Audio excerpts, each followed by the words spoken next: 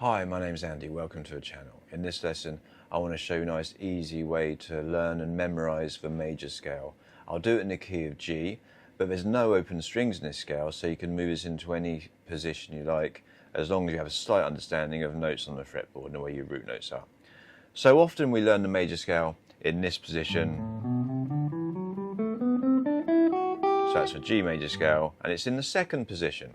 And when we're in a position like this, second position means our first finger plays anything at the second fret, always stays at the second fret. So our middle finger plays the third fret, third finger fourth fret, little finger fifth fret.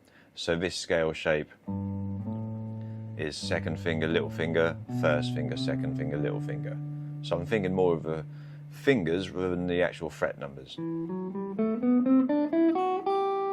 But this easier shape I want to show you is shifting it, so it's not quite in a position. There's some bigger stretches, but it's easier visually to memorise it, because in this position sometimes we have 2 notes on the string, sometimes 3 notes on the string.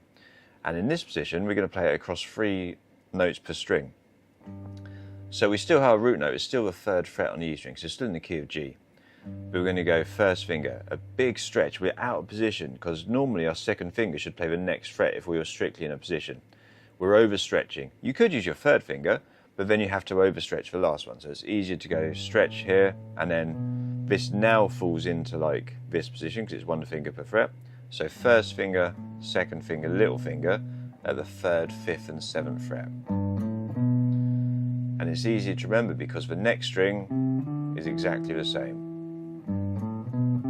There's our first 2 strings. When we move to the next string, we bring this finger up 1, so now we're dropped into a 4th position, and this section is in the 4th position. First finger, second finger, little finger, and the next string, exactly the same. So each pair of strings is the same fingering. 3, 5, 7, 3, 5, 7. First finger, second finger, little finger. Shift position, same fingers, first finger, second finger, little finger, but 4, 5 and 7. The top 2 strings, shift position again, now we're in the 5th position. And 5, 7, 8, so first finger, third finger, little finger. So what we need to do when we're playing a major scale, or any scale, is be aware where our root notes are, and it's really good to resolve it to root notes. So when we start here, we're starting on the G. We've gone up the scale. That finger, middle finger on the D string is our first octave. We've gone from G to G. Even though we've got this little finger here. So you could go up to the octave, above it, back and resolve it to that G.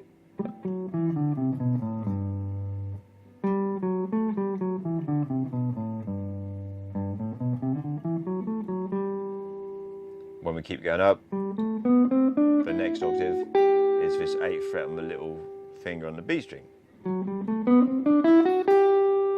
If we keep going up, we don't have an octave on the string unless we keep going up all the way up here. So just stay in position,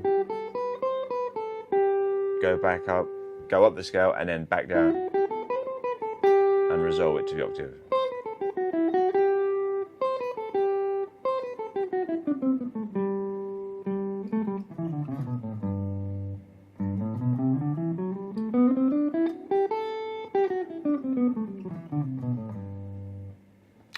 A nice thing with this scale, because it's very symmetrical pairs of strings, we practice it using legato because it's all the same. So we would pick the first note and hammer on. So be really snappy with your fingers.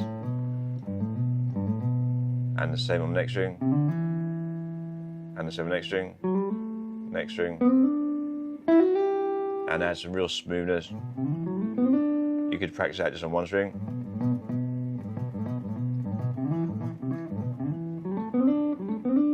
Pairs of strings, pull off and hammer on. So legato can be a good way to practice this. It's a nice way of getting some faster lines into your playing. But we learn scales for several reasons. You know, they're technique builders. It helps us develop these techniques, whether we're picking every note or legatoing every note. Helps us to learn our notes on the fretboard. And obviously scales, not obviously, but scales are the building blocks of all our intervals and chords that we're going to use to play songs, whether it's rhythm parts or lead guitar parts, we can trace everything back to a major scale at some point. So having a knowledge of it and understanding of it is really essential as a guitarist. But you might just view it purely as a technique builder. But if you want to learn solos, learn riffs, maybe improvise your own or write your own, it's essential you know these. So really put some time into learning them, smooth them out, use a metronome, and experiment with them, you know, mess around. But then once you've learnt this one, there's no open strings, it's easier to move it up and down the fretboard into other keys, providing you have an understanding of notes on the fretboard.